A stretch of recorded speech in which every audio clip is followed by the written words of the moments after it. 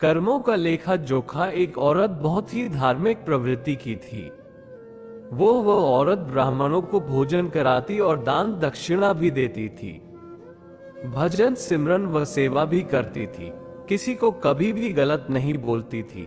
सबसे प्रेम से मिलकर रहना उसकी आदत बन गई थी। वो सिर्फ एक चीज से दुखी थी कि उसका पति उसके साथ रोज किसी न किसी बात पर लड़ाई झगड़ा करता था। उसके पति ने उसे कई बार इतना मारा कि उसकी हड्डियां भी तोड़ डालता था। लेकिन उसके पति का ये रोज का काम था। उस औरत ने अपने गुरु महाराज से विनती की, हे गुरुदेव, मेरे से ऐसी कौन सी भूल हुई है?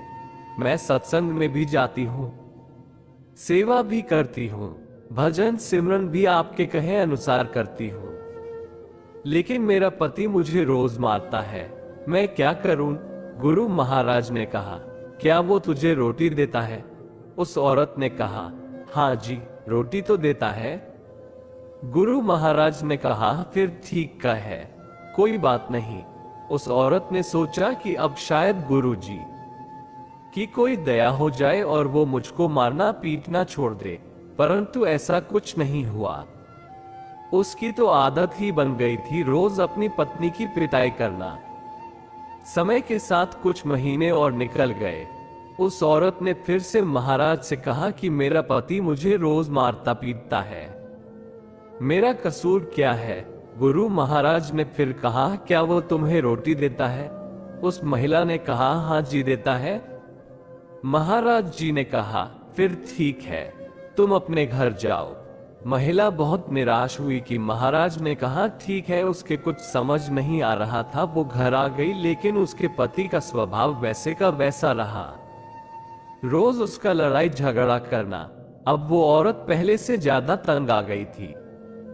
कुछ दिन गुजरे, फिर गुरु महाराज के पास गई और बोली, वो मुझे अभी भी मारता है, मेरी हाथ की हड्डी भी टूट गई है, आखिर मेरा कसूर क्या है? मैं सेवा भी करती हूँ, धर्म ध्यान भी करती हूँ, फिर भी मुझे जिंदगी में सुख शांति क्यों नहीं मिल रही? गुरु महाराज ने फिर कहा, वो तुझे रोटी देता है? उस औरत ने कहा, हाँ जी देता है। महाराज ने कहा, फिर ठीक है। परंतु इस बार वो औरत जोर जोर से रोने लगी और बोली कि महाराज, मुझे मेरा कसूर तो बताओ, मैंने कभी किसी का बुरा नहीं किया, फिर मेरे साथ ऐसा बर्ताव क्यों हो रहा है? गुरु महाराज कुछ देर तक शांत रहे, फिर बोले, बेटी, तुम्हारा पति पिछले जन्म में तुम्हारा बेटा था और तुम उसकी सौतेली माँ थी। तुम रोज उसको सुबह शाम मारती रहती थी और उसको कई दिनों तक खाना नहीं देती थी। भगवान का शुक्र मना कि इस जन्म में वो तुझे रोटी तो दे रहा है। ये बात सुनकर वो औरत एकदम चुपचाप हो गई। गुरु महाराज ने कहा, बेटी, जो कर्म तुमने किए हैं उसका फल तो तुम्हें अवश्य भुगतना ही पड़ेगा। फिर उस औरत ने कभी गुरु महाराज से शिकायत नहीं की, क्योंकि वो अब सच को जान गई थी। इसलिए हमें भी कभी किसी का बुरा नहीं करना चाहिए। सबसे प्रेम, प्यार और शालीनता के साथ रहना चाहिए।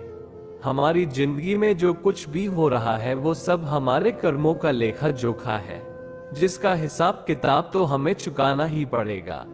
वीडियो अगर पसंद आया हो तो वीडियो को लाइक और चैनल को सब्सक्राइब करें और अपने दोस्तों के साथ शेयर करें। धन्यवाद।